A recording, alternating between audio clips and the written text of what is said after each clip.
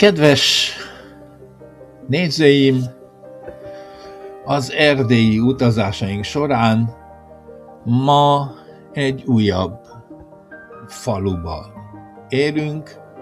Ez a falu Csömörlő. Románra lefordítva Ciumărnea. Persze most ez a település Románia része, az Erdély régióban, Szilágy megyében. A falu fekvése, amint mondtam, Szilágy megyében, Zilahtó keletre, Zila és Alsó-Egregy között, a Meszes-hegység keleti lábánál, egy szűk völgyben fekvő település.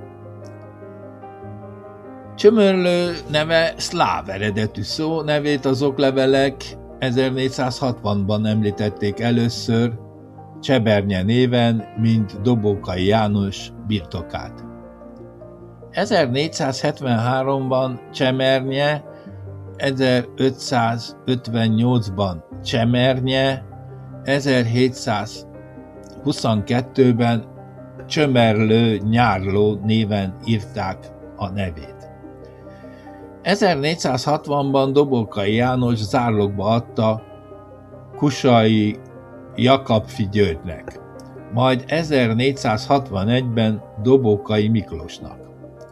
1467-ben Mátyás király Dobokai Miklós birtokát a Mindszenty család tagjainak adományozta. 1522-ig Dobokai Miklósné, akitől a falu felét Bélteleki Drákfi János vette meg.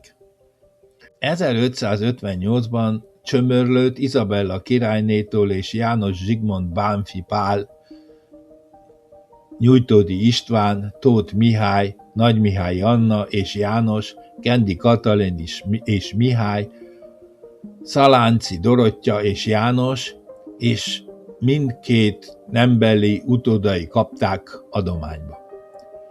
1837-ben birtokosai voltak a rédei kungrófok: Kabós, Titkos, Simádi, Ince, Décsei, Gazda,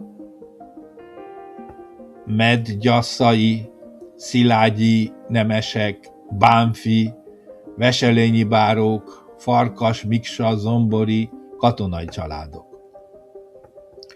1890-ben 597 lakosa volt, amelyből 21 magyar.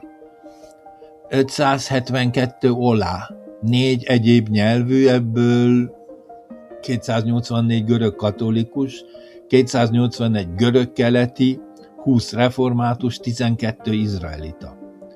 A házok száma ekkor 126 volt.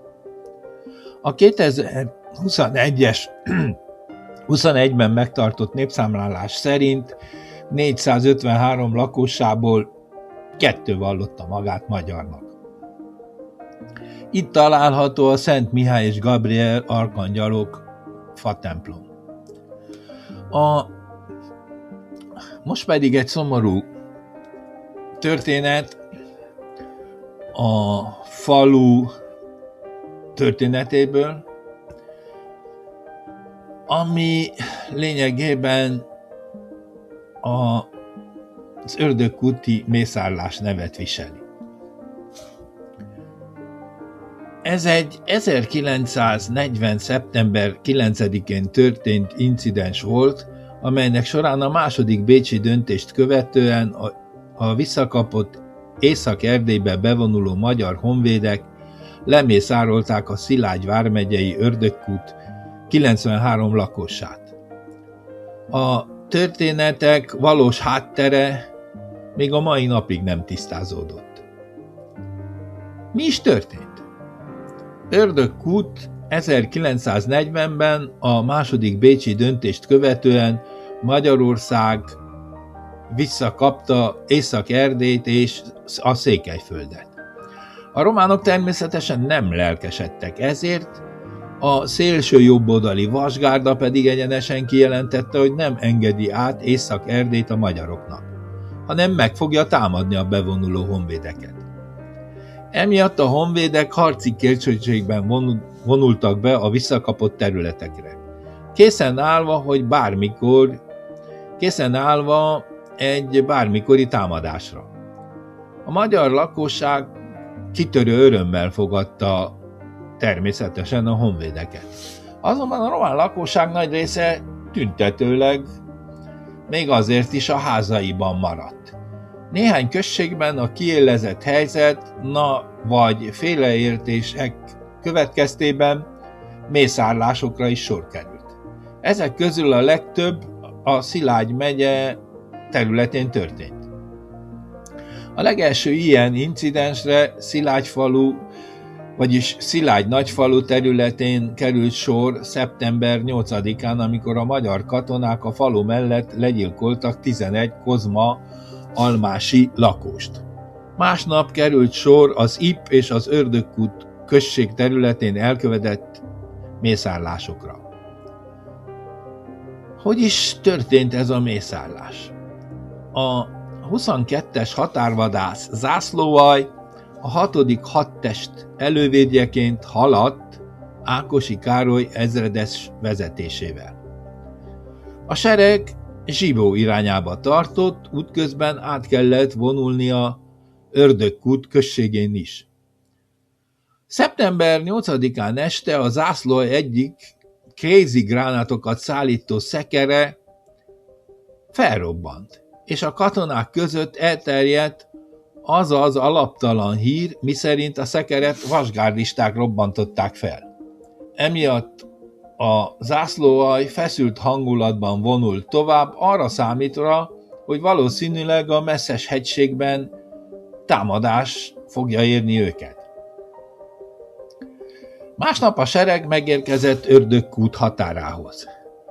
Az ezt követő események oka máig tisztázatlan. Ákosi Károly ezredes verziója szerint a falu templomából a helybéli ortodox pópa lánya tüzet nyitott a bevonuló honvédekre, ezzel kiprovokálva a hadsereg erőszakos fellépését. A helyszínre kiküldött vizsgálóbizottság igazat adott Ákosinak, mivel a helyszínen elrejtett fegyverek és lőszer került elő a földből.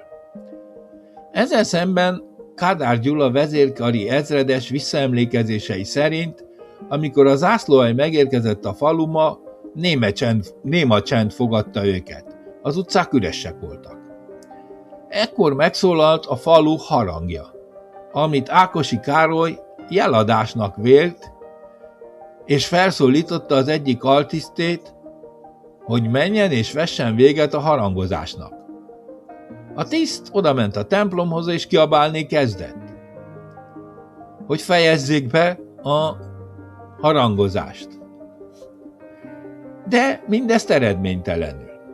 A harang továbbra is zúgott, ezért néhányszor a levegőbe lőtt.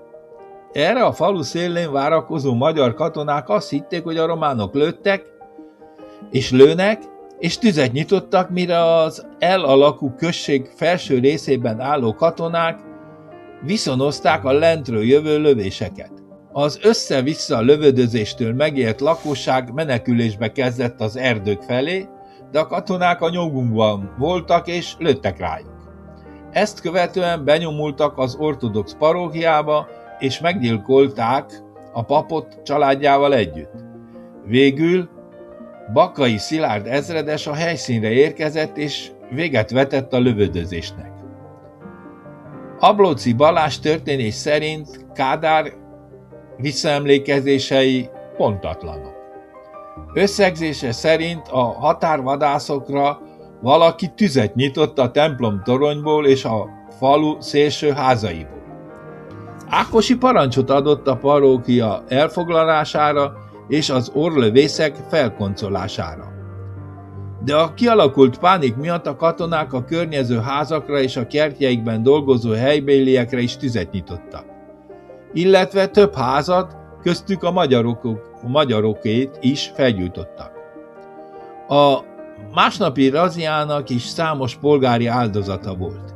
Nem világos ugyanakkor, hogy a határvadászok mit kerestek a Zila-Kolozsvár főúttól 4 kilométerre fekvő Zsákfaluban, és egyes fontos személyiségek, köztük Bay Ferenc földbirtokos szerepe is teljesen tisztázatlan a mai napig. Minden esetre a szomorú mérleg a mészárlásnak 93 áldozata volt. Ebből 87 román és 6 zsidó. Mik lettek a következmények? A háború után a mészárlás helyén emlékművet emeltek. A háború után a kolozsvári népbíróság, román népbíróság 1946. március 13-án 10 és 25 közötti évig terjedő börtönbüntetésre ítélt 3 helybéli falusit, magyar nemzetiségű személyt, akiknek a nyakába varták a felelősséget, és akiket a mészárlás előkészítésének vágyával vontak vád alá. 2 másik helybeli személyt is vád alá helyeztek, de őket felmentették.